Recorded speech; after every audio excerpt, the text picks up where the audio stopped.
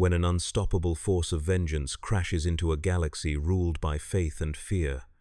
The force trembles, lightsabers dim, and something ancient walks among the stars. Here, even gods of light and dark learn what true wrath means.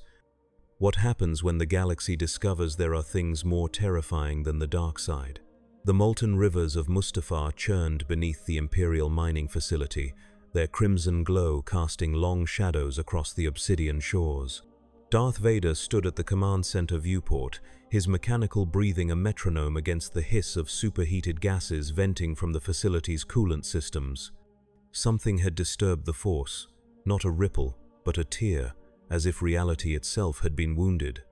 The Dark Lord's meditation had been interrupted by this disturbance, a void where life should be, moving with purpose toward the mining operation. Lord Vader, the facility commander approached with trepidation. Our long-range sensors have detected an anomaly in the upper atmosphere. Energy signatures, unlike anything in Imperial records. Vader did not turn from the viewport. "Show me."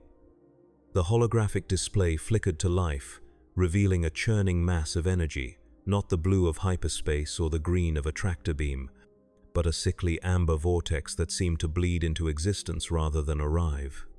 As they watched, the anomaly pulsed once, twice, then tore open like a wound, disgorging a single object that plummeted toward the planet's surface, trailing fire and strange energies. "Dispatch a scout team," Vader commanded. "I want whatever emerged from that anomaly found and secured." On the far side of the mining facility, the impact created a crater half a kilometer wide. Rock had not merely been displaced but transmuted, glassy obsidian formations reaching upward like the ribs of some long-dead leviathan. Steam rose from the center where molten stone met atmosphere, and within that haze stood a figure. The Praetorian armor gleamed dully in Mustafar's hellish light, its green hue almost black against the burning landscape. Blood and viscera from another realm still clung to the metal plates, sizzling as it evaporated in the planet's heat. The being inside the armor surveyed its new surroundings with cold calculation through a visored helmet. This was not hell, but it carried the same stench of suffering and exploitation. The Doomslayer had arrived. Imperial scout troopers approached the crater's edge, their white armor stark against the black stone. Unidentified being. The squad leader called through his helmet's amplifier, "You have entered a restricted Imperial facility. Surrender immediately or be destroyed." The Slayer's helmet turned slowly toward the voice. These were not demons, but they carried the same arrogance. His hand moved to the shotgun magnetized to his thigh, a motion so practiced it seemed part of his very being. "Fire!" the squad leader ordered as the strange armored figure made its move. Blaster bolts streaked across the crater, their red energy searing the air. The Slayer moved with impossible speed, each step leaving fractures in the obsidian beneath his boots. The first bolt he sidestepped. The second he caught on his arm plate, the energy dissipating harmlessly across the Praetorian alloy. By the third shot, he had closed half the distance to the Imperial soldiers. The scout troopers had never seen anything move like this. Not Jedi, not Sith, not even the most augmented assassin droids. The Slayer's shotgun roared, a sound deeper and more visceral than any blaster. The lead trooper's armor shattered, blood and bone erupting from the impact point as his body was thrown backward with such force that it cracked the stone wall behind him. Panic set in among the remaining scouts. Their disciplined formation broke as they scattered, firing wildly. The Slayer was among them now, his movements a blur of practiced violence.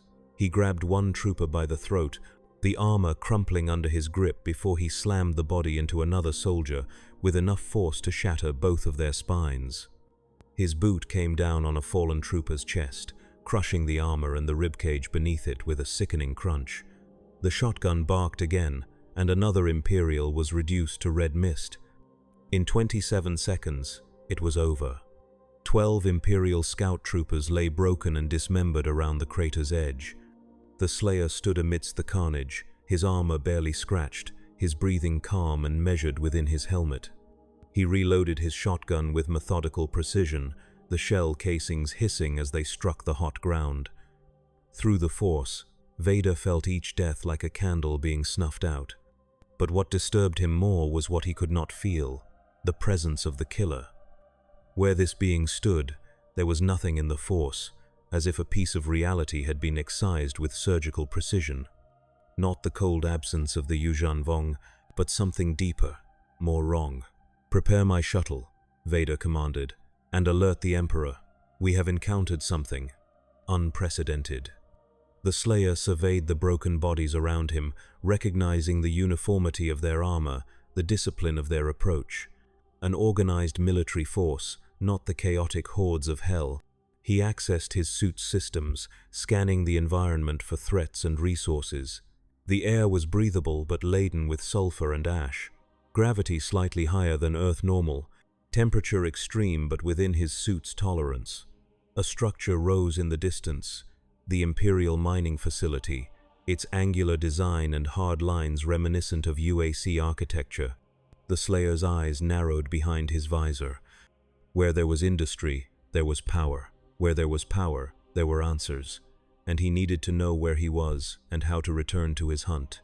He began walking toward the facility, each step purposeful and unhurried.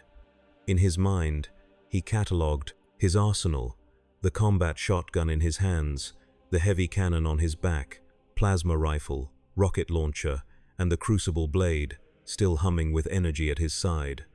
Whatever force had pulled him from hell to this burning world would soon learn what it meant to disturb the Doomslayer. Inside the mining facility, alarms blared as security feeds showed the armored intruder approaching. Stormtroopers rushed to defensive positions, E-11 blasters charged and ready. Automated turrets swiveled to track the approaching threat. The facility commander, his face pale with fear after witnessing the slaughter of his scout team, issued evacuation orders for non-essential personnel. "Hold your positions until Lord Vader arrives." He ordered the defense teams. "Whatever this thing is, it bleeds. And if it bleeds, we can kill it." The Slayer reached the outer perimeter fence, a 20-meter barrier of charged durasteel designed to withstand even the most determined mining droids. He did not slow his pace. His fist struck the barrier with the force of a breaching charge, the metal screaming as it tore open. Alarms wailed louder as he stepped through the ragged hole. The automated defense turrets opened fire, their heavy blaster cannons unleashing a barrage that would have vaporized a light transport.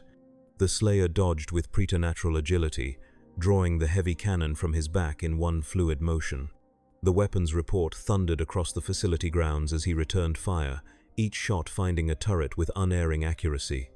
Explosions bloomed like deadly flowers as the Imperial defenses were systematically dismantled. Stormtroopers poured from the facility's entrances, their white armor gleaming in the red light of Mustafar.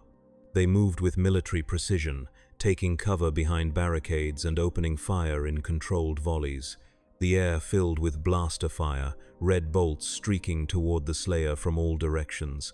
To the Imperial's horror, the armored figure did not take cover. He charged directly into their fire, his heavy cannon booming. Where the Slayer's shots landed, stormtroopers did not fall. They disintegrated, armor and flesh reduced to component atoms in an instant. He switched to the plasma rifle, streams of blue energy cutting through Imperial ranks like a scythe through wheat. A heavy weapons specialist brought a missile launcher to bear, the targeting system locking onto the rampaging intruder. The missile streaked across the battlefield, leaving a trail of white smoke against the red sky. The Slayer saw it coming and timed his dodge perfectly, except the missile tracked his movement, detonating in a blinding flash just meters from his position. The explosion knocked the Slayer back, his armor absorbing most of the impact, but the force still sending him sliding across the rocky ground. He rose immediately, plates of his Praetorian suit glowing red from the heat of the blast, but otherwise undamaged. Through the smoke and fire, he saw the heavy weapons team reloading, preparing for another shot. Not this time. The Slayer holstered the plasma rifle and reached for the crucible at his side. The ancient blade hummed to life, its red energy extending into a meter-long sword that seemed to drink the very light around it. With the blade in hand, he moved faster than human eyes could track, crossing the distance to the missile team in seconds. The crucible passed through Imperial armor as if it were paper. The heavy weapons specialist had no time to scream. As his torso separated from his legs, the wound cauterized instantly by the blade's energy. The Slayer spun, the crucible leaving trails of light in its wake as it severed limbs and heads from bodies. Stormtroopers fell in pieces around him, their blaster fire going wild as they died. Fall back to the facility!" An officer screamed over the comm channel, his voice cracking with panic. The surviving stormtroopers began an orderly retreat, covering each other as they withdrew toward the mining complex's main doors. The Slayer watched them go, his breathing even, his posture relaxed. There was no need to pursue. They were not fleeing. They were leading him exactly where he wanted to go. Inside the facility command center, the commander watched the slaughter with growing horror. This was not combat. It was extinction. Whatever this being was, it fought with a cold efficiency that made even the most hardened Imperial veterans seem like children playing at war. "Sir," a communications officer called, his voice shaking, "Lord Vader's shuttle has entered the atmosphere. ETA, 3 minutes. The commander nodded grimly. "Seal all interior bulkheads. Activate the security droids. We need to slow that thing down until Lord Vader arrives." On the observation platform high above the mining complex, a hooded figure watched the battle unfold with keen interest. Barriss Offee, once a Jedi Padawan, now an Inquisitor in service to the Empire, had been dispatched to Mustafar days ago on another matter entirely. Now she witnessed something that defied understanding. A warrior who moved through Imperial defenses like a Nexu through a flock of Nunas, and who existed as a void in the Force. "Fascinating," she whispered, her yellow Sith eyes gleaming beneath her hood. The dark side had shown her many secrets, but nothing like this. She tapped her comm unit. "Lord Vader, this is the Seventh Sister. I've been observing the intruder. I believe you should allow me to engage." Vader's reply was immediate and cold. "You will do no such thing, Inquisitor. Maintain your position and continue observation. This is beyond your abilities." Barriss smiled thinly. Always the same with Vader, underestimating her, keeping her from glory. "As you wish, my lord," she replied, already planning her disobedience. Whatever this armored warrior was, capturing or killing it would elevate her status among the Inquisitorius, perhaps even earn the Emperor's notice. The Slayer approached the mining facility's main entrance, a massive durasteel door designed to contain the occasional lava surge. The retreating stormtroopers had sealed it behind them, leaving him facing a seemingly impenetrable barrier. He studied it for a moment, then reached to his side, exchanging the crucible for another weapon, the rocket launcher. The weapon's targeting system identified structural weak points in the door's design. The Slayer fired once, twice, 3 times, each rocket striking with pinpoint accuracy. The door buckled, warped, and finally tore free from its frame, crashing inward with a thunderous boom that echoed through the facility's corridors. Alarms wailed as the Slayer stepped inside, his visor adjusting to the dimmer light. The facility's interior reminded him of UAC installations, all hard angles, industrial efficiency, and propaganda posters featuring a hooded figure and an armored enforcer. One difference. Instead of pentagrams and occult symbols, these halls were marked with a gear-like emblem he did not recognize. Security droids activated as he advanced, their photoreceptors glowing red as they identified him as a threat. Unlike the stormtroopers, these machines felt no fear, advancing in perfect synchronization, their built-in blasters targeting vital points on his armor. The Slayer welcomed the change. Machines were predictable, efficient. Like him, he switched back to the plasma rifle, the weapon specially calibrated for synthetic targets. Blue energy tore through the droid's metal chassis, overloading circuits and melting processors. They fell in smoking heaps, but more came to take their place, larger models now, with reinforced plating and heavier weapons. A massive security droid, twice the height of a human, rounded the corner ahead, its arms ending in rotating blaster cannons. The Slayer ducked as it opened fire, the corridor behind him shredded by the barrage. He rolled forward, coming up beneath the droid's firing arc, and thrust his fist upward. The Praetorian gauntlet punched through the machine's undercarriage, metal shrieking as it gave way. The Slayer's hand found something vital inside, and he ripped it free in a shower of sparks. The droid toppled, its systems failing, but the Slayer was already moving again, deeper into the facility. His objective, the command center, where he would find answers, and perhaps a way back to his eternal hunt. In orbit above Mustafar, Darth Vader's shuttle cut through the planet's toxic atmosphere, descending toward the mining facility with ominous purpose. Through the viewport, the Dark Lord could see the destruction already wrought, defensive positions in ruins, bodies scattered across the landing platforms, smoke rising from multiple breaches in the facility's outer walls. "My lord." The pilot's voice was tight with tension. "We're receiving emergency transmissions from the facility. The intruder has breached the main complex and is heading toward the command center." Vader's respirator hissed in the silence that followed. "Land immediately."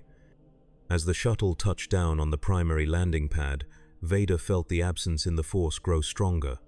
Where this being moved, the Force itself seemed to recoil, creating a bubble of nothingness that even his considerable powers could not penetrate.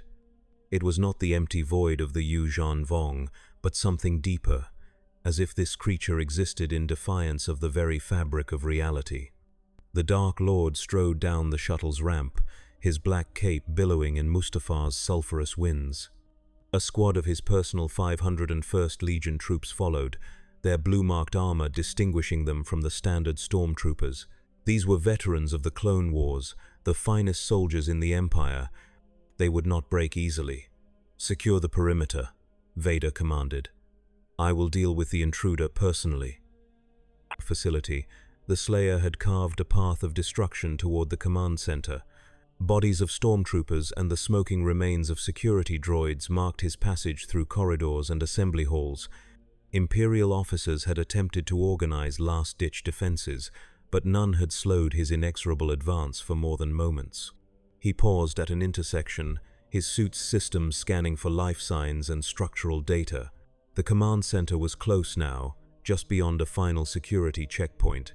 His ammunition reserves remained plentiful, his armor integrity at 92%, despite the continuous onslaught. Whatever force had brought him to this place, these soldiers and their weapons were not its true defenders. As if summoned by his thoughts, a new presence made itself known. A figure dropped from an overhead ventilation shaft, landing in a crouch before him. Not a stormtrooper, but a woman in black armor accented with silver. A circular hilt hung at her belt, and her eyes glowed amber beneath a hood. "Impressive," Barrisofi said, straightening to her full height.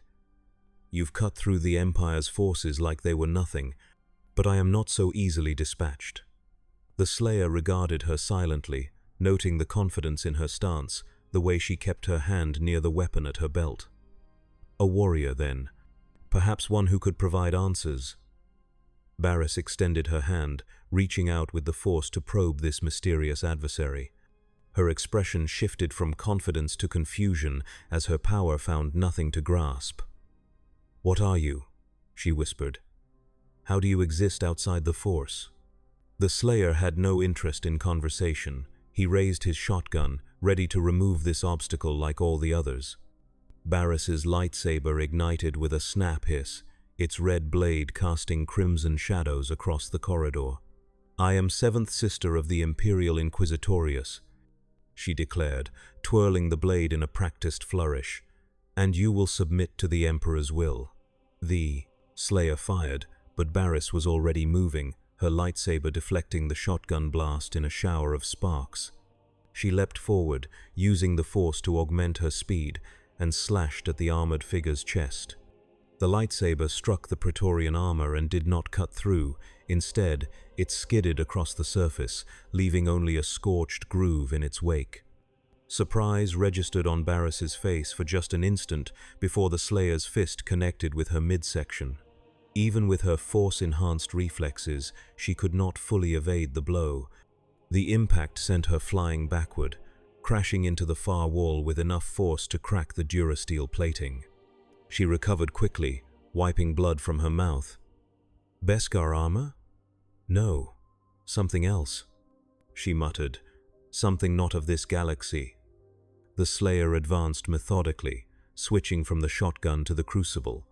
The ancient blade hummed to life, its red energy a perfect match for the Inquisitor's lightsaber. Barris's eyes widened at the sight of the energy blade. A lightsaber? Impossible. You're no Jedi, no Sith. Her voice held a note of genuine fear now, but she steadied herself, calling upon the dark side to fuel her strength. It matters not. You will fall. She launched herself at him again, her lightsaber a blur of motion as she employed the acrobatic Form 4 techniques she had mastered.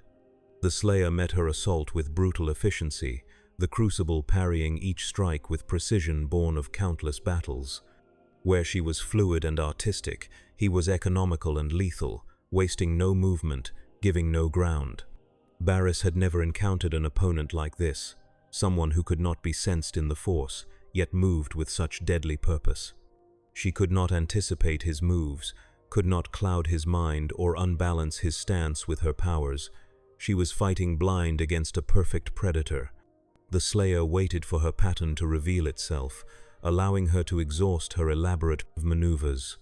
When she overextended on a thrust aimed at his helmet, he sidestepped and brought the crucible down in a devastating arc.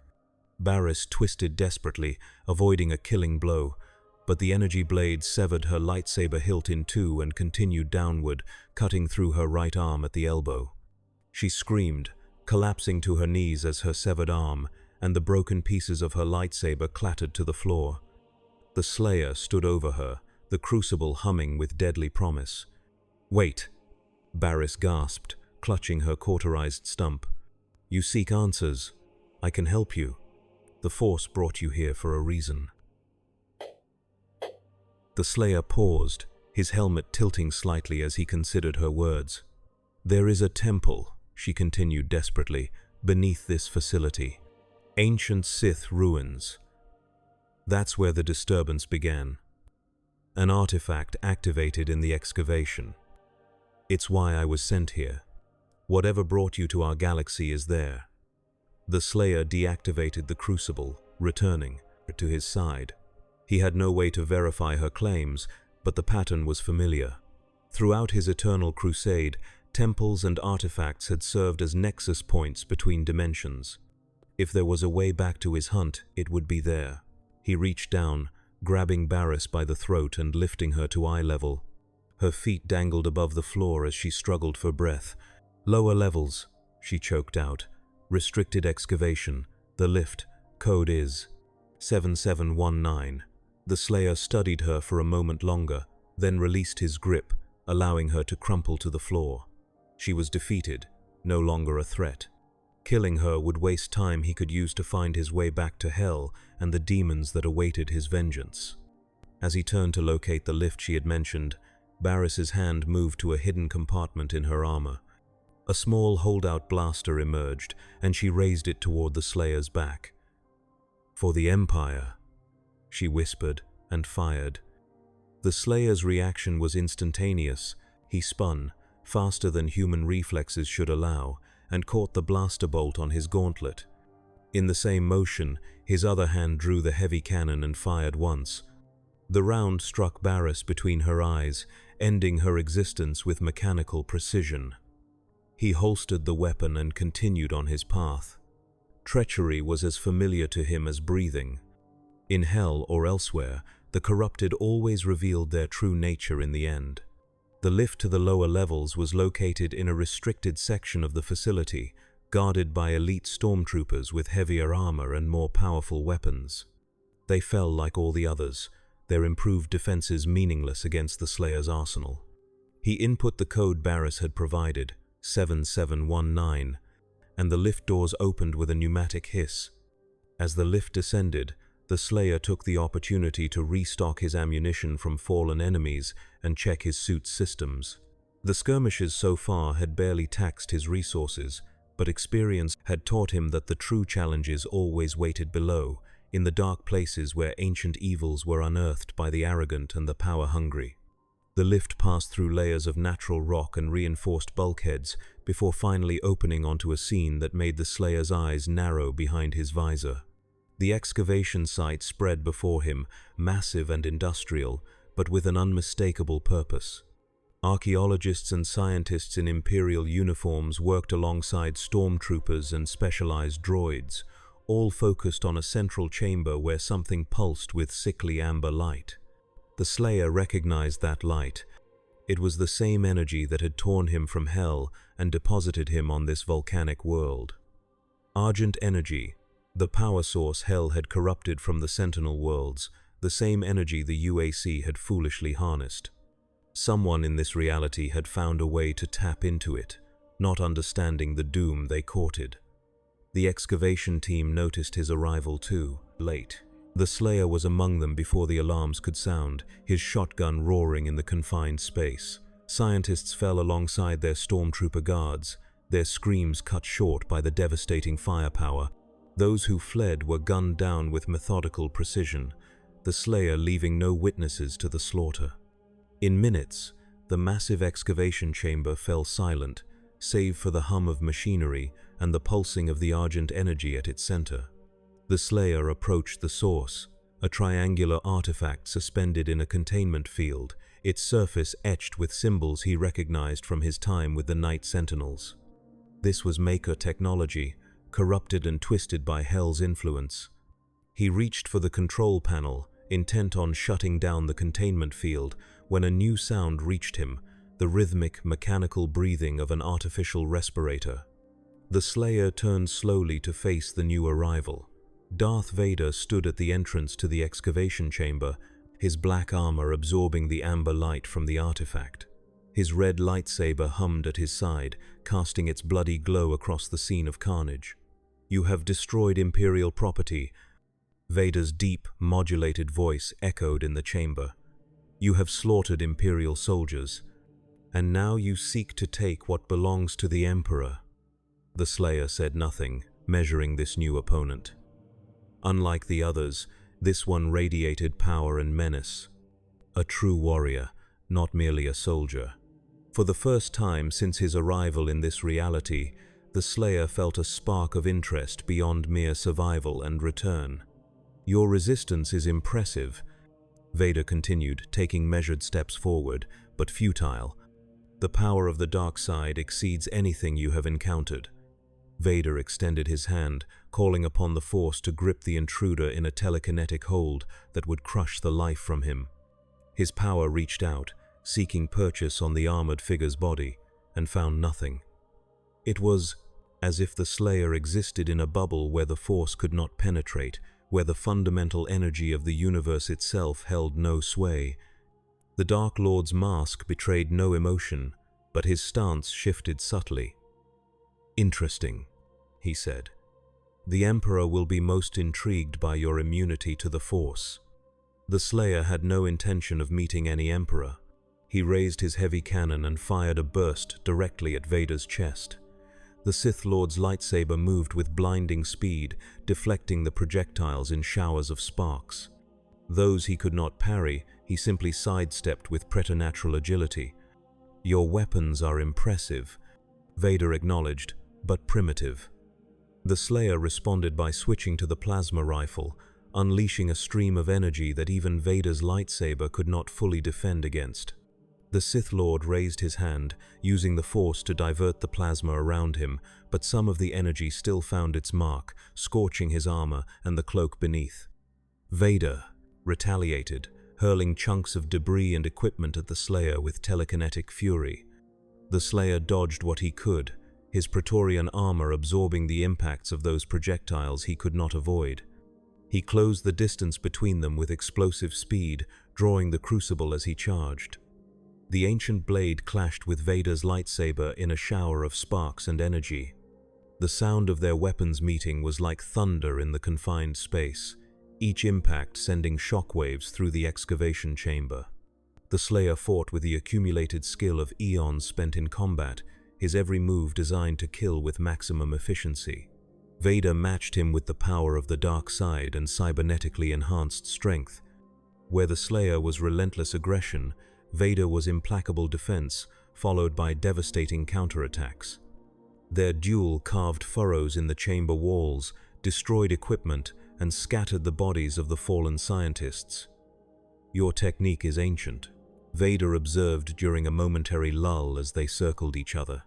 "You fight like the Mandalorians of old, without mercy, without restraint." The Slayer responded with a flurry of attacks, forcing Vader back toward the artifact's containment field. The Sith Lord parried each strike, but found himself giving ground before the onslaught. No opponent since Obi-Wan Kenobi had pressed him with such ferocity and skill. As they fought near the artifact, its pulsing increased in tempo, the amber light growing brighter. The Argent energy responded to the violence, feeding on it, growing stronger with each clash of their weapons. Neither combatant noticed, too focused on their deadly dance. The Slayer feinted with the crucible, drawing Vader's lightsaber into a parry, then dropped low and swept the Sith Lord's legs. Vader jumped over the attack, using the Force to propel himself higher than any normal being could leap. From above, he brought his lightsaber down in a two-handed strike that would have cleaved the Slayer in two. The Praetorian armor met the lightsaber blade directly, and to Vader's shock, did not give way immediately. The lightsaber cut into the armor but slowed, as if meeting resistance unlike any material in the galaxy. The Slayer used the moment of surprise to drive his fist into Vader's control panel, the blow powerful enough to crack the protective casing. Vader's respirator hitched, the rhythm of his breathing disrupted by the damage. He disengaged, leaping back to create space as his suit's backup systems engaged. The Slayer pressed his advantage, switching to the rocket launcher and firing in rapid succession. Vader caught the first rocket with the Force, suspending it mid-air before crushing it with telekinetic pressure. The second he deflected toward the ceiling, where it exploded in a shower of rock and metal. The third came too quickly, detonating just meters from him and sending him crashing into the artifact's containment field. The field sparked and fluctuated with the impact. Vader rose immediately, but the damage was done. The containment systems began to fail, alarms blaring throughout the chamber as the Argent energy within the artifact pulsed more violently. "You fool."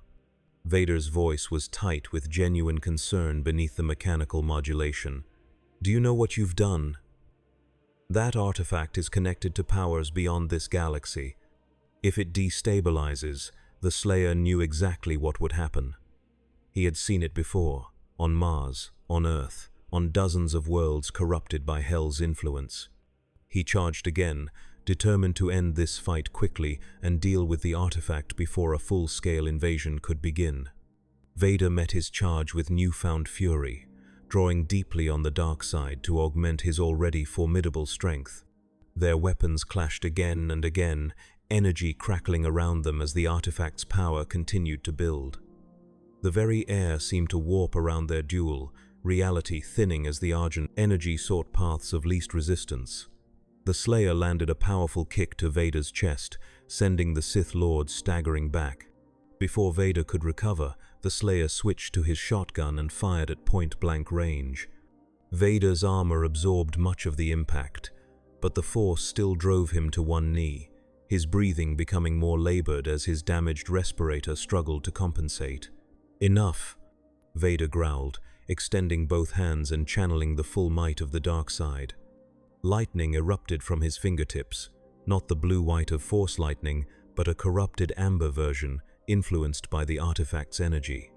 The Slayer's armor absorbed much of it, but some penetrated his defenses, sending pain lancing through his body. His muscles spasmed, his vision blurred, but he did not fall. Instead, he activated the crucible again and threw it with deadly accuracy. The energy blade spun through the air, its path unerring. Vader was forced to break off his lightning attack to parry the thrown weapon, and in that moment of distraction, The Slayer closed the distance between them once more. His fist connected with Vader's helmet with enough force to crack the obsidian material. The Sith Lord countered with a force-empowered punch to the Slayer's midsection, denting the Praetorian armor and driving the air from his lungs. They grappled at close quarters now, each seeking to overpower the other through brute strength. Behind them, the artifact's containment field failed completely. The triangular object rose into the air, spinning faster as the argent energy within it built toward critical mass. The chamber began to shake, equipment falling from shelves and cracks appearing in the walls. The Slayer knew what came next. He had to end this fight now and destroy the artifact before a hell portal could fully form. With a surge of strength born from countless battles against the hordes of hell, he broke Vader's grip and drove his helmet directly into the Sith Lord's mask. The impact stunned Vader long enough for the Slayer to retrieve the crucible and bring it down in a two-handed strike. Vader's lightsaber rose to meet it, but the angle was wrong, his balance compromised. The crucible slid past the lightsaber's blade and cut deep into Vader's right shoulder, severing the cybernetic arm at the joint. The lightsaber fell from nerveless fingers as Vader stumbled back, his breathing now ragged and uneven. The Slayer did not press his advantage to finish the Sith Lord. Instead, he turned toward the artifact, which had now risen to the center of the chamber, its spin so rapid it appeared as a blur of amber light. The air around it shimmered and tore, revealing glimpses of another realm, a hellscape of fire and tortured stone that the Slayer recognized all too well. Hell was breaking through. The Slayer holstered his weapons and approached the spinning artifact, his purpose clear. He had closed portals before, with his bare hands if necessary. The pain would be immense, but he had endured worse in his eternal crusade. Stop. Vader's voice was weaker but still commanding. He had retrieved his lightsaber with his remaining hand and stood unsteadily. Whatever you intend, it will destroy you. The Slayer ignored him, reaching toward the artifact as the portal began to widen. Demonic whispers filled the chamber, the language of hell promising pain and corruption to all who could hear it. Through the widening tear in reality, shapes could be seen moving, horned silhouettes and twisted forms that hungered for the material world. Vader watched with growing dread as the portal expanded. The dark side was powerful, but this was something else entirely, something older and more malevolent than even the Sith had confronted. He sensed the Emperor's interest peeking light years away on Coruscant, felt Palpatine's awareness turn toward Mustafar as the disturbance in the Force grew exponential. The Slayer's hands closed around the artifact, and immediately his armor's systems registered critical damage. The argent energy flowed into him, seeking to corrupt and destroy. His visor display flickered with warnings as his suit's integrity dropped rapidly. 80%, 65%, 43%. But he had done this before. His body and soul had been tempered in the fires of hell itself, forged into a weapon that could withstand even this. The Slayer began to compress the artifact, forcing the portal to close through sheer will and physical strength. The demonic entities on the other side sensed his presence now, their whispers turning to howls of rage and fear as they recognized their ancient enemy. The Doomslayer had found them again. Vader, despite his injuries, felt compelled to witness what happened next. The armored figure before him seemed to grow larger, suffused with the same energy that powered the artifact. The Slayer's armor glowed with internal light, his outline becoming almost mythic as he forced the portal closed with his bare hands. The chamber filled with one final, deafening shriek from the other side before the portal collapsed in on itself with a thunderous implosion. The artifact shattered, pieces of it embedding themselves in the walls, floor, and ceiling. The Slayer remained standing at the center of the destruction, his armor smoking but intact, his posture unbowed. Vader struggled to his feet, using the Force to staunch the bleeding from his severed arm. "What are you?" he demanded, his voice barely audible over the blaring alarms. The Slayer turned to face him, and for the first time, spoke, his voice rough from disuse, carrying the weight of eons of battle. "The thing demons fear. Before Vader could respond, the chamber's ceiling collapsed as an Imperial Star Destroyer in orbit fired its turbolasers at the facility. The Emperor had ordered the site purged, the threat contained at any cost. Tons of rock and metal rained down, separating the Slayer from Vader as the excavation chamber began to collapse entirely. The last thing Vader saw before emergency protocols whisked him away to safety was the Slayer, standing unmoving amid the destruction, as if waiting for the next battle to find him. It would not be a long wait. The destruction of the Mustafar mining facility created a wound in the Force felt by Force sensitives across the galaxy. On Dagobah, Yoda emerged from his hut, his ancient eyes turning skyward as he sensed the disturbance. On Tatooine, Obi-Wan Kenobi's meditation was interrupted by a vision of fire and a warrior in green armor standing against a tide of nightmares. And on Coruscant, in the Imperial Palace, Emperor Palpatine smiled. Whatever had emerged on Mustafar represented power, power he could use, power he could bend to his will. He dispatched his most elite agents to find the armored warrior who had bested Vader and brought him to the Imperial city, alive if possible, dead if necessary. But the Slayer was already moving, with purpose across Mustafar's blasted landscape.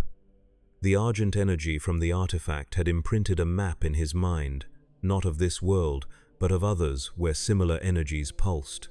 Places where the barrier between dimensions grew thin, where hell sought entry into this galaxy. He had been brought here for a reason. The eternal hunt continued, only the battlefield had changed.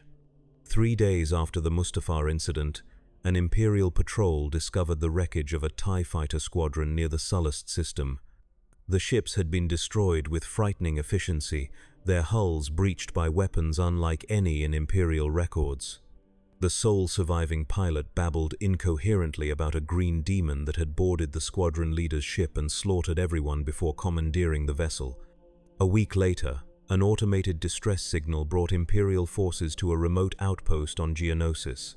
They found the facility's personnel dead, their bodies arranged in a pattern recognized by xenoarchaeologists as ancient Sith symbology. At the center of the pattern, a makeshift altar had been erected, bearing the severed head of an Inquisitor known as the Fifth Brother. The Slayer was sending a message. He was hunting the hunters. Reports filtered in from across the Outer Rim, an armored figure cutting through Imperial forces, targeting facilities where ancient artifacts were stored or studied. Each attack followed the same pattern: total elimination of resistance, destruction of any Argent energy sources, and withdrawal before reinforcements could arrive. The Empire mobilized unprecedented resources to contain the threat, but the Slayer remained one step ahead, using captured Imperial technology to monitor communications and anticipate deployments. He adapted quickly to this new battlefield, mastering the operation of everything from speeder bikes to starfighters with the same efficiency he brought to combat. On Coruscant, the Emperor grew increasingly obsessed with capturing the being now referred to in classified reports as the Harbinger. Palpatine sensed opportunity in the Slayer's immunity to the Force, a weapon that could not be influenced by Jedi mind tricks or detected. Through Force premonition would be invaluable against the growing rebellion and the scattered Jedi who supported it. Darth Vader, recovered from his wounds but forever marked by his encounter with the Slayer, led the hunt personally. The duel on Mustafar had affected him deeply. Not just the physical defeat, but what he had glimpsed through the portal before it closed. There were powers in the universe beyond the Force, ancient and terrible, and they had sent the Slayer as their champion, or their executioner.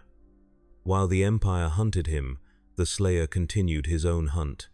Imperial intelligence had unwittingly provided him with the information he needed: locations of Sith temples and artifacts across the galaxy, places where the dark side gathered and, with it, the conditions for hell to gain a foothold. He destroyed them methodically, moving from world to world like a green ghost, leaving only devastation in his wake. On Dathomir, homeworld of the Night Sisters, the Slayer found his first true challenge in this new reality. The witch clans sensed his approach and prepared their dark magics to repel him.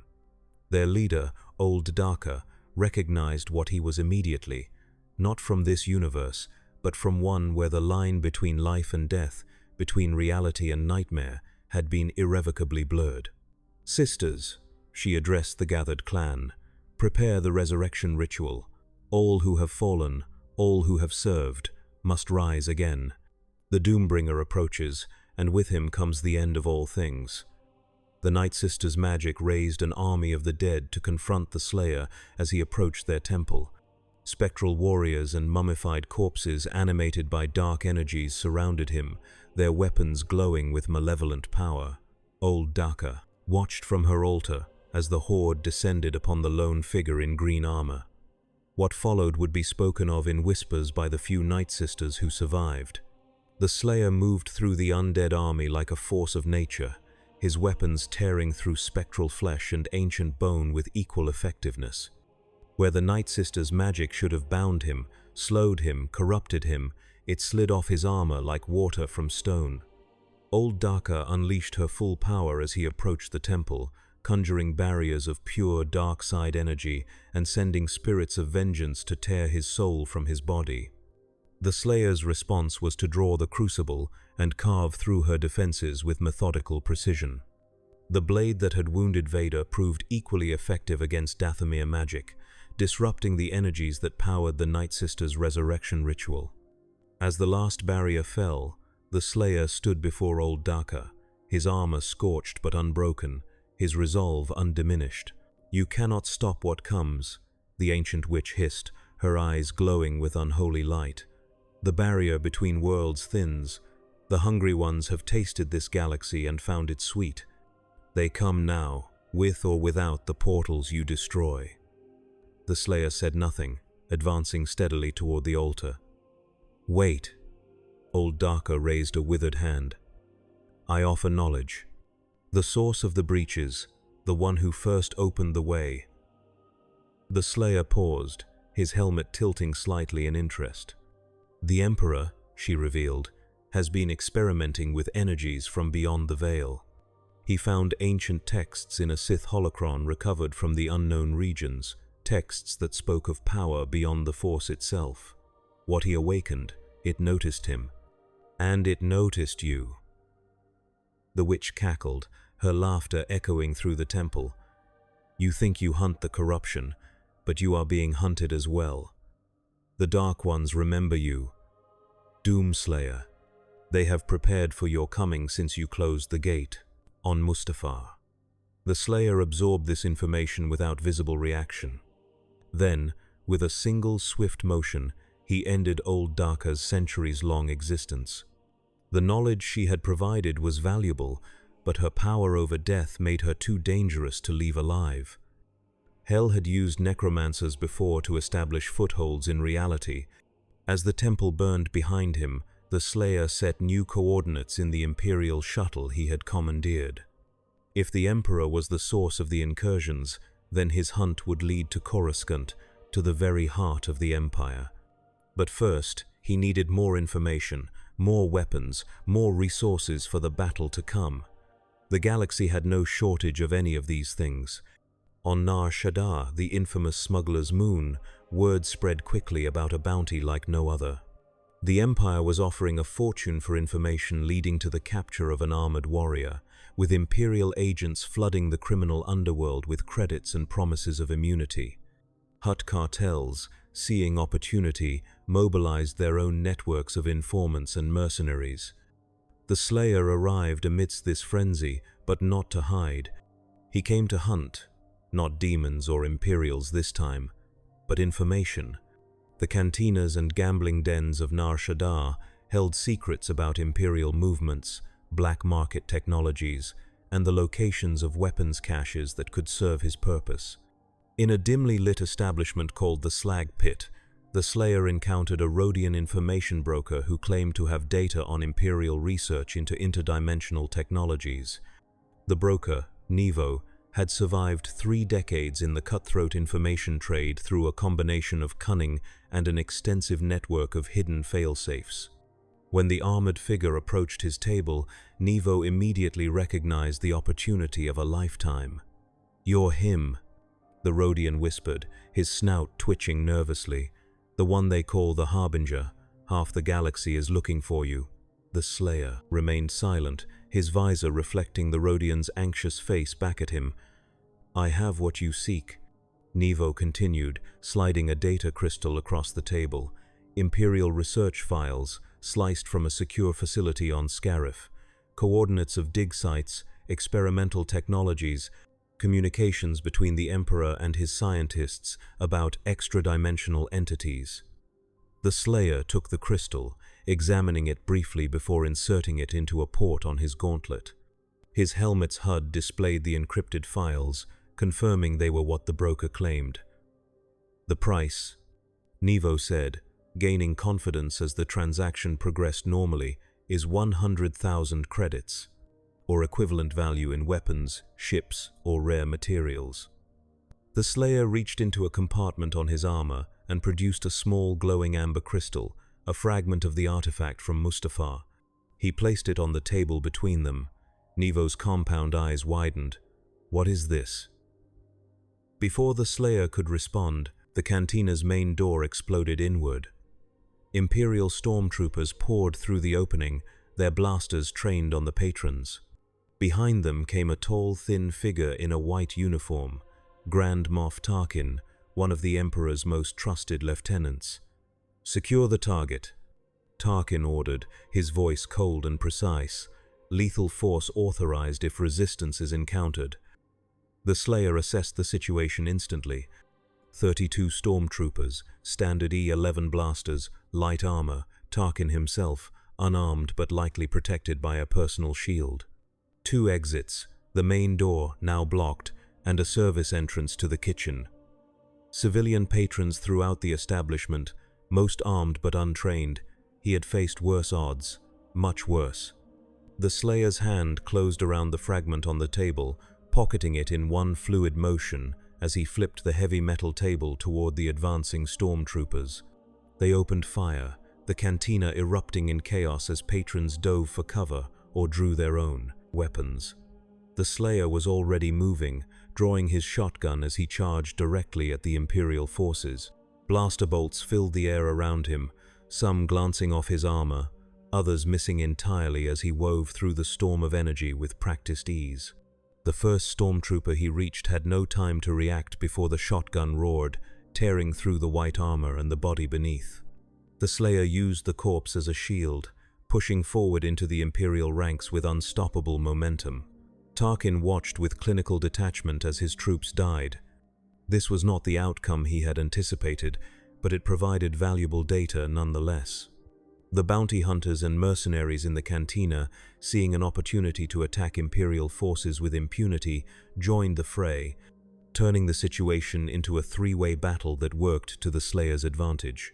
"Fall back," Tarkin ordered as the last of his forward team fell. Orbital strike authorized. As the remaining stormtroopers retreated, Tarkin locked eyes with the Slayer across the blood-soaked cantina floor. "Impressive," the Grand Moff said, his thin lips curling into a cold smile. "But futile. The Emperor awaits you, one way or another." The Slayer responded by raising his heavy cannon and firing a single shot. Tarkin's personal shield flared blue as it absorbed the impact, but the force still knocked him backward through the doorway. By the time he regained his footing, the Slayer had disappeared into the labyrinthine depths of Nar Shaddah's undercity. Above the smuggler's moon, an Imperial Star Destroyer moved into position, its weapons systems targeting the coordinates Tarkin transmitted from the surface. The order to fire was given, and green turbolaser bolts rained down on the district surrounding the slag pit, vaporizing entire blocks of the densely packed urban sprawl. But the Slayer was already gone, using maintenance tunnels and service corridors to make his way to a spaceport on the far side of the moon. The data crystal from Nevo contained more than just research files. It held the location of something the Emperor valued above all else, something the Slayer now recognized as key to ending the incursions permanently. Korriban, the ancient homeworld of the Sith, where the darkest secrets of the Force lay buried in tombs of forgotten lords, where the Emperor had first discovered the texts that led him to experiment with Argent energy. and where, according to the files, a permanent gateway was under construction, a doorway between dimensions that would channel the power of Hell directly to Palpatine. The Slayer set course for the Sith world, preparing for what would likely be the final battle of this campaign. Whatever awaited him there, he would face it as he had faced all horrors before, with steel, with fire, and with the implacable will that had made demons speak his name in terror. Across the galaxy, in the Imperial Palace on Coruscant, Emperor Palpatine sat alone in his meditation chamber. His eyes were closed, but his mind ranged far beyond the confines of his physical form, touching the dark places between stars, communing with entities that existed beyond the comprehension of most sentient beings. "He comes," Palpatine whispered to the darkness. "As you predicted." The response came not in words but in sensations, burning pain, ancient hunger, and the promise of power beyond even what the dark side could provide. The entities Palpatine had contacted through his experiments had offered him a bargain: access to Argent energy, the power that had built and destroyed civilizations across multiple realities, in exchange for a foothold in this galaxy. The Emperor had accepted without hesitation. The Force was powerful, but limited. Argent energy represented something new, something that could elevate him from Emperor to God. The fact that it came with certain complications was merely a price to be paid. By others, naturally. A tremor in the Force interrupted his communion. Vader had arrived, answering his master's summons with the promptness expected of him. Palpatine opened his eyes, the yellow irises gleaming in the dim light as his apprentice knelt before him. "Rise, my friend," Palpatine said, his voice gentle, almost caring. "Your wounds from Mustafar have healed well." Vader stood, his new cybernetic arm flexing unconsciously. "The Harbinger has been located, my master." He moves toward Korriban. Palpatine allowed himself a thin smile. "Yes, I have foreseen it. The trap is prepared." "Master," Vader's mechanical voice betrayed no emotion, but the Emperor could sense his apprentice's unease through the Force. "This being is unlike anything we have encountered before. He exists outside the Force, immune to its influence. And what I glimpsed through the portal on Mustafar concerns you," Palpatine finished. "It should. What comes through the gateway will transform this galaxy. But fear not, Lord Vader. We will not merely survive the coming storm. We will harness it, control it, use it to eliminate the last of the Jedi and crush the rebellion once and for all." Vader remained silent, unconvinced. He had seen the look in the Slayer's eyes through that visor, felt the implacable purpose that drove him. This was not a being that could be controlled or harnessed. It was a force of nature, a living embodiment of retribution. "You doubt me," Palpatine said, the gentleness leaving his voice. "You think this, Doomslayer, is beyond my power to subjugate.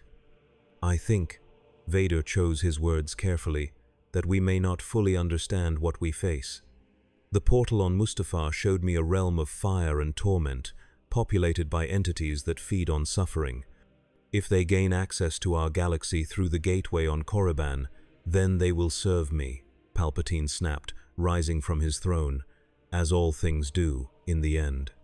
I have taken precautions, Lord Vader. The gateway is designed with control mechanisms that will allow me to regulate what passes through, and should our visitor prove as troublesome as you fear." He held up a small device, a pyramid of black metal etched with arcane symbols. "This will contain him." Vader recognized the object, a Sith holocron, but unlike any he had seen before. Its surface seemed to absorb light rather than reflect it, and the symbols etched into its faces writhed subtly, as if alive. "A prison," Palpatine explained, "designed according to specifications provided by our new allies. Capable of containing anything, even a being who exists outside the Force."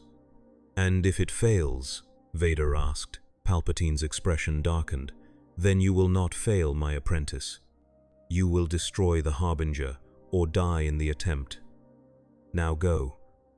Take the Executor and a full legion of your finest troops to Korriban. Ensure that our visitor receives the welcome he deserves." Vader bowed and departed, his cape billowing behind him as he strode from the Emperor's chamber. Palpatine returned to his throne, the holocron still clutched in his withered hand. He had not told Vader the full truth about the device or the bargain he had made. Some secrets were best kept even from trusted apprentices, especially when those secrets involved the possible end of all things.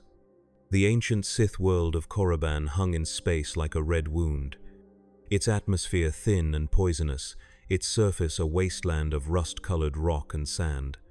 Once the thriving heart of the Sith Empire, it now served as little more than a graveyard, its valleys filled with the tombs of Dark Lords whose names had been forgotten by all but the most dedicated scholars of the dark side.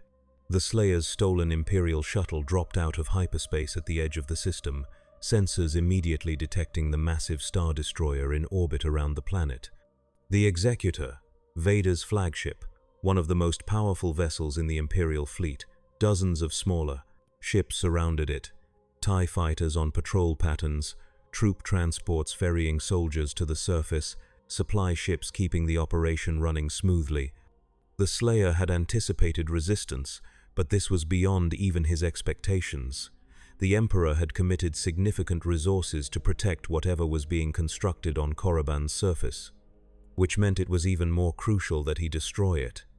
He piloted the shuttle on a course that would take it behind Korriban's largest moon, using the natural satellite to mask his approach from Imperial sensors. Once in the moon's shadow, he powered down all non-essential systems and began final preparations. The data from Nevo had provided detailed schematics of the Imperial excavation site and the gateway being constructed there. The Slayer studied these files one last time, committing every detail to memory. The gateway was located in the Valley of the Dark Lords, centered on the tomb of Naga Sadow, an ancient Sith whose experiments with alchemy and dimensional manipulation had apparently provided the Emperor with the foundation for his current work. According to the files, the excavation had uncovered a chamber deep beneath the tomb, where the barrier between dimensions was naturally thin, a perfect location for a permanent portal. The Slayer checked his weapons and ammunition. The battles since his arrival in this galaxy had depleted some of his resources, but he had scavenged and adapted, modifying his arsenal with components from Imperial weapons. His shotgun now fired energy-enhanced shells that could penetrate stormtrooper armor with ease.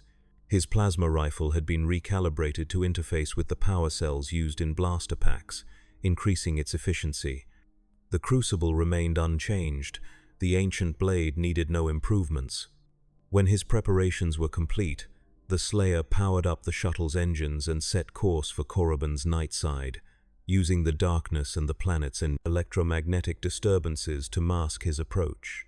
Imperial sensors detected the shuttle too late to prevent its landing, but alarms immediately sounded across the valley as the vessel touched down near the excavation site. The Slayer emerged from the shuttle into Korriban's thin atmosphere, his suit automatically adjusting to compensate for the lower oxygen levels. Before him stretched the Valley of the Dark Lords, massive stone monuments to ancient Sith rising from the red sand like the fingers of buried giants. At the far end of the valley, floodlights illuminated a massive excavation, Imperial mining equipment, and prefabricated structures surrounding the entrance to Naga Sadow's tomb. Stormtroopers were already moving to intercept, their white armor stark against the red landscape. Behind them came larger shapes, the massive Imperial ATT walkers, their heavy blaster cannons trained on the approaching intruder. The Slayer assessed the opposition with practiced efficiency, approximately 100 stormtroopers in standard formation, 6 ATSTs providing heavy support, and a squadron of TIE fighters inbound from orbit. Standard Imperial procedure would be to surround and overwhelm with superior numbers. The Slayer had no intention of allowing them to complete their deployment. He charged directly toward the center of the stormtrooper formation, heavy cannon roaring as he closed the distance. The Imperials opened fire, filling the air with blaster bolts. Most missed their fast-moving target, Others glanced off the Praetorian armor without causing significant damage. The Slayer's return fire was devastatingly accurate, each shot finding a vulnerable point in stormtrooper armor, each explosion precisely calculated to maximize casualties. An AT-ST moved to block his advance, its blaster cannons unleashing a barrage that kicked up clouds of red dust where the energy bolts struck the ground. The Slayer dodged between the shots, closing to point-blank range, before drawing the crucible and slashing through the walker's leg joint. Metal shrieked as the ancient blade cut through Imperial alloys, and the massive war machine toppled sideways, crushing several stormtroopers beneath it. The Slayer was already moving again, switching to his rocket launcher as a second AT-ST advanced. The rocket struck the cockpit directly, the explosion tearing through the reinforced viewport and incinerating the pilots inside.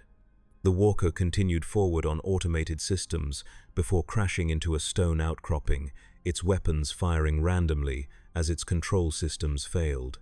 From above, the TIE fighters began their attack run, green energy bolts strafing the ground around the Slayer. He timed his movements perfectly, using the Imperial crossfire to his advantage, ducking at precisely the right moment to allow TIE fighter blasts to strike stormtrooper formations, rolling behind an AT-ST so that its bulk absorbed the fire from above. The battle was chaos, but chaos was an environment the Slayer had mastered eons ago. He moved through it with deadly purpose, each action calculated, each kill efficient.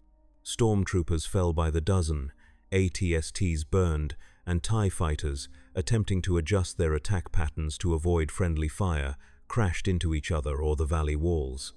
As the Slayer neared the excavation site, a new sound cut through the cacophony of battle, the distinctive hum of a lightsaber igniting. From the entrance to Nagasado's tomb emerged a familiar black-armored figure. Darth Vader strode calmly through the battlefield, his red blade illuminating the darkness around him. Impressive, Vader's mechanically modulated voice carried clearly despite the noise.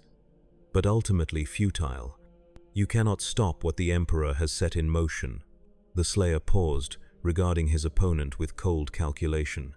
Their previous encounter had been inconclusive, interrupted by the collapse of the Mustafar facility. This time, one of them would not walk away. Vader raised his hand, using the Force to hurl massive chunks of stone and debris at the Slayer. The projectiles moved with unnatural speed and precision, guided by Vader's mastery of telekinesis. The Slayer dodged what he could, his armor absorbing the impacts of those he could not avoid. He returned fire with a heavy cannon, forcing Vader to deflect the shots with his lightsaber. "The Emperor foresaw your coming," Vader continued, advancing steadily. "The gateway nears completion. Soon, the power of the realm you call Hell will be under Imperial control. Submit now, and you may yet have a place in the new order to come." The Slayer's response was to switch to his plasma rifle, unleashing a stream of energy that even Vader's lightsaber could not fully deflect.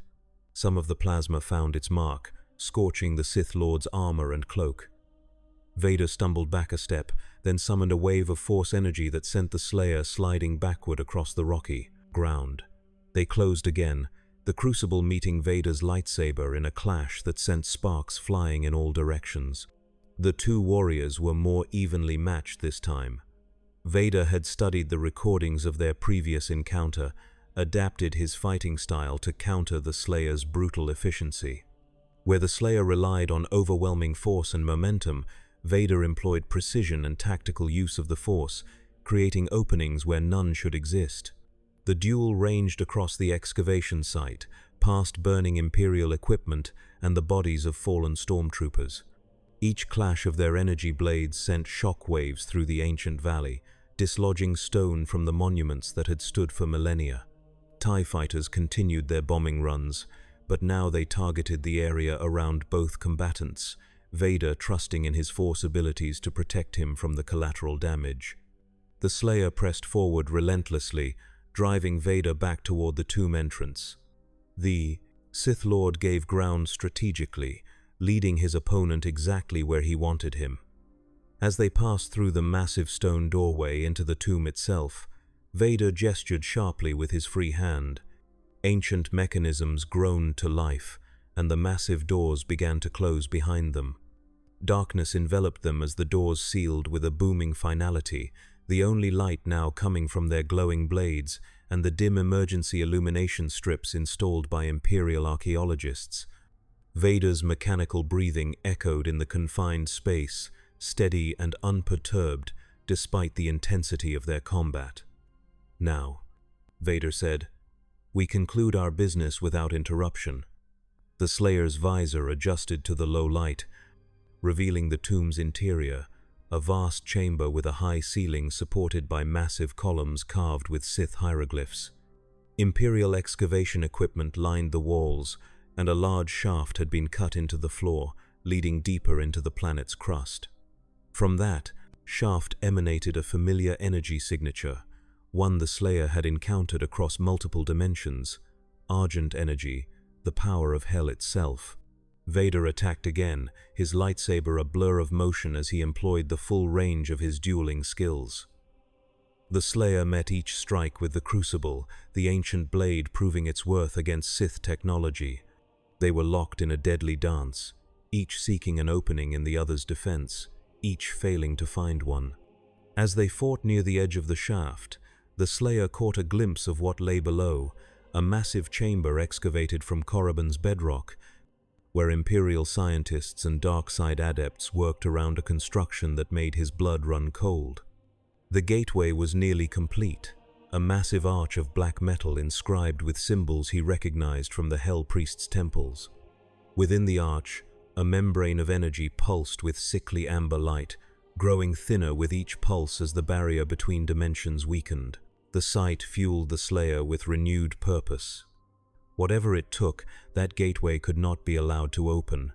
He redoubled his assault on Vader, each strike of the crucible carrying enough force to shatter ordinary metal. The Sith Lord was driven back step by step, his cybernetic body straining against the relentless onslaught. "Your determination is commendable," Vader said, parrying a particularly vicious thrust. "But misplaced. What comes through that gateway will bring order to a chaotic galaxy. The Emperor has seen to it." The Slayer knew better. He had witnessed firsthand what came through such portals. Not order, but annihilation. The demons of hell cared nothing for empires or republics, for Jedi or Sith.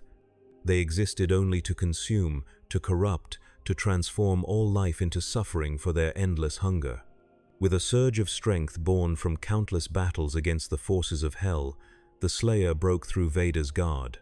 The crucible sliced into the Sith Lord's chest plate, cutting deep enough to damage the life support systems beneath. Vader staggered, his breathing apparatus emitting an alarming wheeze as backup systems engaged. The Slayer pressed his advantage, landing a powerful kick to Vader's damaged chest that sent the Sith Lord crashing into one of the ancient columns. Stone cracked under the impact, and Vader slumped momentarily, his lightsaber dimming as his concentration faltered.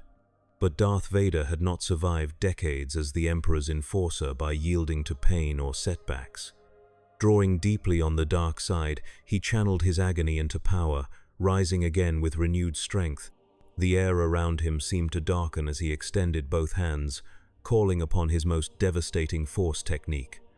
Lightning erupted from his fingertips, not the blue-white of standard force lightning, but a corrupted amber version infused with argent energy from the gateway below. It struck the Slayer directly, bypassing his armor's defenses and connecting with the man within.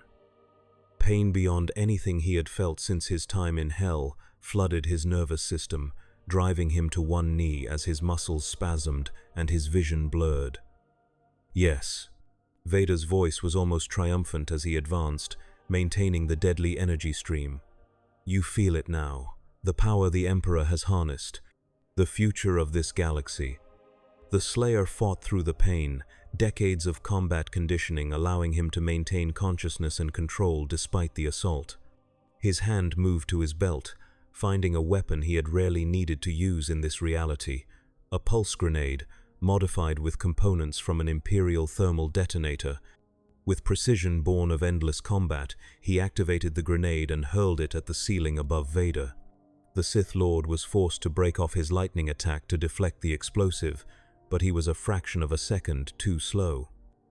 The grenade detonated, bringing down tons of ancient stone on Vader's position. The Slayer rose, unsteadily to his feet, his armor's systems already working to counteract the effects of the argent-infused lightning. Through the dust and debris he saw movement. Vader, partially buried but still alive, using the Force to push the rubble away from his battered form. There would be time to finish the Sith Lord later. For now, the gateway took priority. The Slayer turned and leapt into the shaft, descending toward the chamber below where the true threat waited. He landed amid startled Imperial scientists and dark side adepts, his arrival so sudden that they had no time to react before his shotgun began its deadly work. Bodies fell around him as he cleared a path toward the gateway, each shot precise, each movement economical. These were not warriors but researchers and mystics, dangerous in their knowledge, but no match for the Doomslayer in direct combat. As the last of the scientists fell, the Slayer found himself alone before the massive gateway. Up close, its true nature was even more apparent. The black metal was not metal at all, but solidified bone and sinew from creatures not of this reality. The symbols carved into its surface were prayers to entities older than time, invitations to powers that should never be named. And the membrane within the arch had grown so thin that shapes could be seen moving on the other side, horned silhouettes and twisted forms that hungered for the material world. The Slayer recognized the technology from countless battles across multiple realities. This was no mere portal but a permanent tear in the fabric of existence, designed to remain open indefinitely once activated. Destroying it would require more than bullets or explosives. It would need to be unmade at its source. He approached the control panel, a fusion of Imperial technology and Sith alchemy that regulated the gateway's power. His gauntleted hand moved across the controls, not to shut it down. That would be temporary at best, but to reverse its avoses, polarity, to turn the doorway into a vacuum that would consume itself. A slow clap echoed through the chamber, the sound incongruous amidst the hum of machinery and the whispers emanating from the thinning membrane. The Slayer turned to find a hooded figure standing at the chamber's entrance, old and withered, yet radiating malevolent power that made the very air seem heavy. Emperor Palpatine smiled, his yellow eyes gleaming beneath his hood. "Magnificent," he said, his voice carrying easily across the distance between them. "Truly, you are everything the legends promised. The Doomslayer, the Hellwalker, the Unchained Predator. So many names, all earned in blood and fire." The Slayer's hand moved to his heavy cannon, but Palpatine raised a finger in admonishment. Now, let's not be hasty. I've come to offer you an opportunity." The Emperor gestured toward the gateway, where the membrane continued to pulse with increasing frequency. "What you see before you is the future, not just of this galaxy, but of all realities. A bridge between dimensions that will grant me, us, if you're wise, power beyond imagining." Palpatine began to circle the chamber, his movements unhurried, his eyes never leaving the Slayer. "I know what you are, what you've done. I've seen your eternal crusade through the eyes of the entities you hunt so relentlessly. They fear you, you know.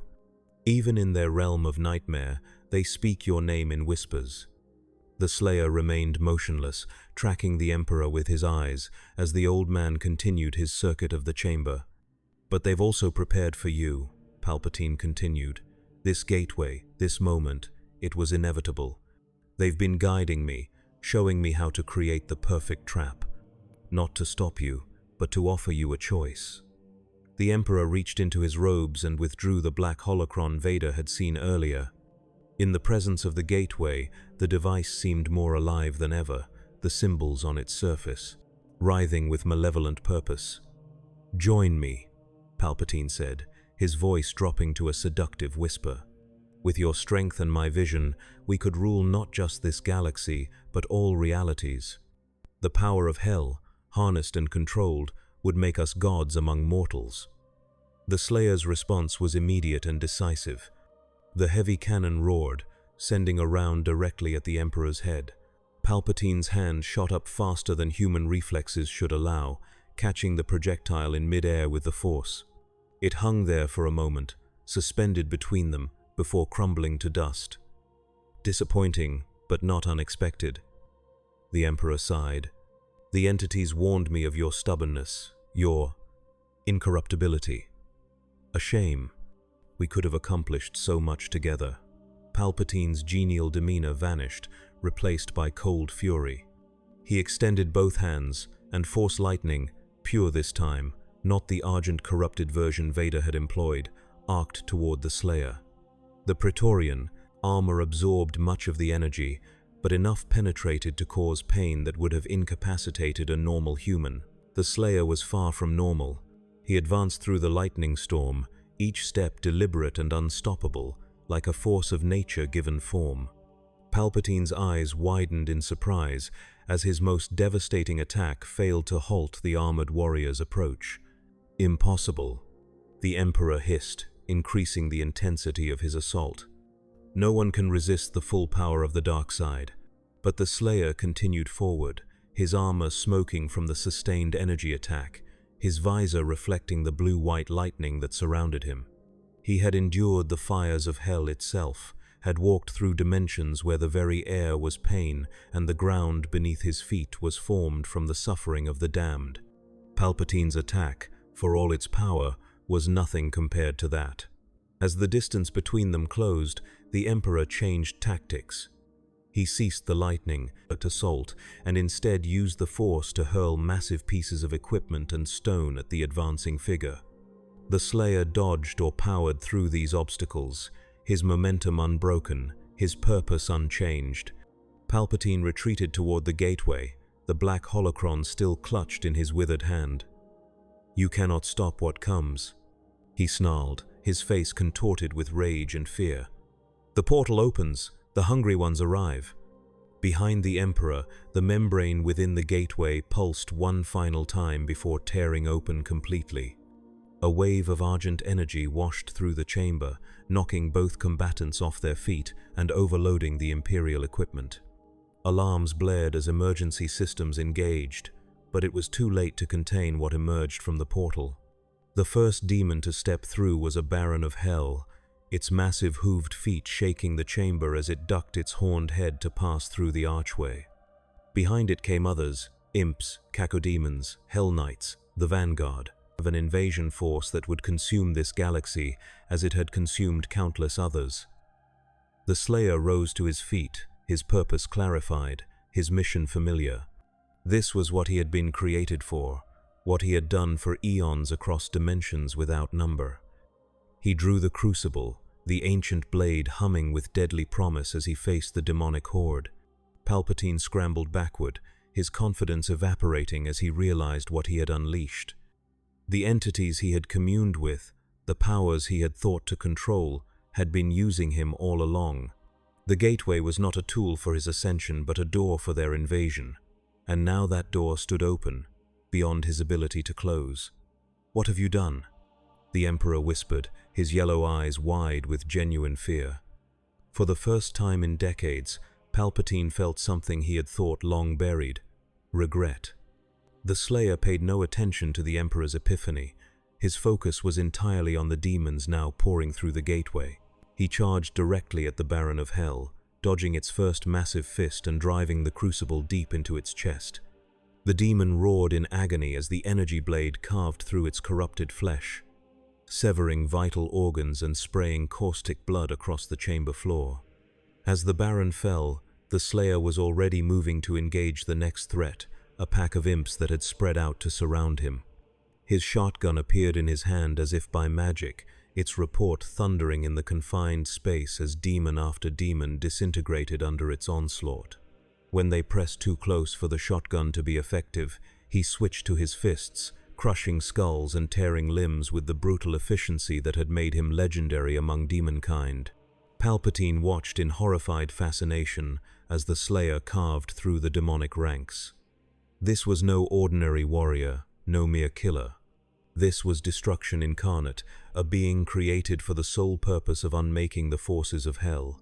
The Emperor had believed himself the most powerful entity in the galaxy, but now he witnessed true power, not the subtle manipulations of the Force, but the raw, unstoppable fury of a predator in his natural environment.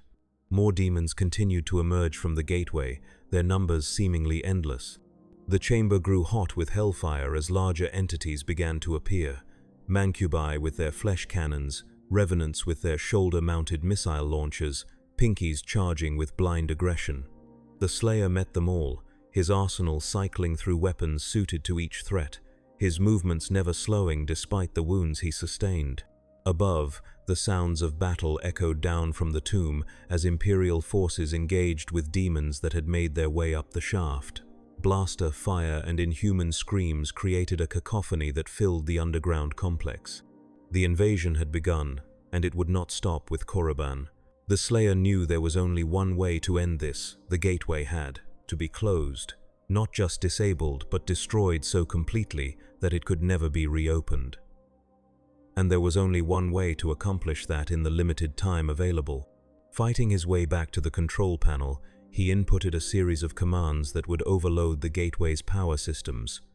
The Argent energy would be redirected back into the portal itself, creating a feedback loop that would collapse the dimensional tear and seal it permanently. But the explosion would be catastrophic, consuming everything within the chamber and likely the entire tomb complex above. As the overload sequence initiated, a new sound joined the chaos, the distinctive mechanical breathing of Darth Vader. The Sith Lord had freed himself from the rubble above and descended to the chamber, his armor damaged but his lightsaber still active. He took in the scene before him, the demons rampaging through the chamber, Palpatine cowering near the gateway, and the Slayer programming the control panel for destruction. Vader made his decision instantly. He strode toward the Slayer, not to attack but to aid. The demons were the greater threat now, to the Empire, to the galaxy, to everything. The Sith Lord's lightsaber cut through demonic flesh with the same efficiency it had displayed against countless enemies before, clearing a path to the Slayer's position. The gateway must be destroyed, Vader said as he reached the armored figure. Whatever the cost. The Slayer nodded once, a soldier's acknowledgement of a necessary alliance. Together, they formed a defensive perimeter around the control panel, buying the time needed for the overload sequence to complete. Vader's mastery of the Force complemented the Slayer's arsenal, the Sith Lord hurling demons into walls with telekinetic blasts, while the Slayer cut them down with precise weapon fire. "Lord Vader!" Palpatine's voice cut through the noise of battle. "What are you doing? Stop this immediately!" Vader turned to face his master, his damaged respirator wheezing with the effort of sustained combat. "No, my Emperor. This ends now. You have doomed us all with your ambition." Palpatine's face contorted with rage. "Traitor!" he screamed, raising his hands to unleash Force lightning once more. The attack never came. A massive clawed hand erupted from the gateway behind the Emperor, closing around his frail body and lifting him into the air. Palpatine's scream of fury turned to one of terror as he came face to face with a cyberdemon, one of Hell's most fearsome commanders, a towering amalgamation of flesh and machine that dwarfed even the largest demons already present.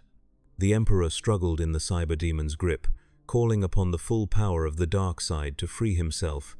Force lightning arced around the massive demon, scorching its armored hide but failing to loosen its grasp. The black holocron fell from Palpatine's hand, clattering to the chamber floor as the Emperor was drawn inexorably toward the Yo's gateway. "No!"